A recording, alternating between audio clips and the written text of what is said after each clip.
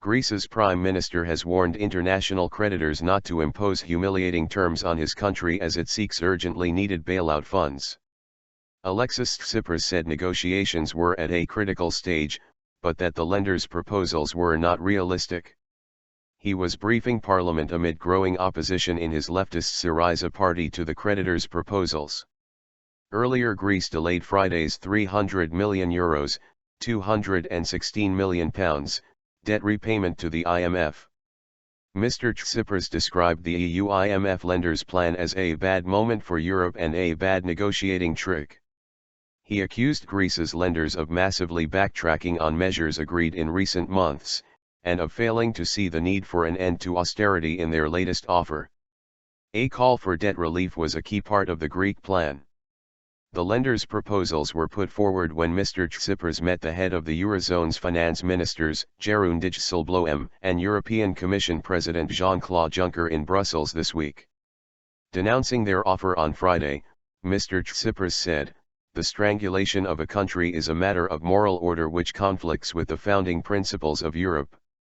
He said the aim of any deal should be for a solution and not to humiliate a whole people. He said his own proposals were the only realistic option. Many of his own MPs are expected to object to any concessions by Athens.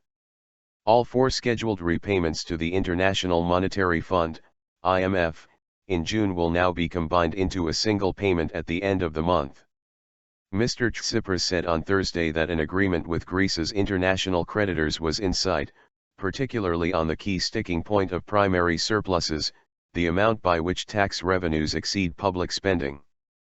But he said there were points that no one would consider as a base for discussion, citing cuts to pensions and higher sales tax, VAT, for electricity. Underlining a deep sense of anger among Syriza members, Deputy Social Security Minister Dimitris Stratoli, who is close to Syriza's far-left faction, denounced the measures. If the creditors do not back down from this package of blackmail, the government will have to seek alternative solutions, elections, he told Antenna TV. However, Finance Minister Yanis Varoufakis said on Thursday he saw no reason whatsoever for Greece to go to snap elections, according to Reuters.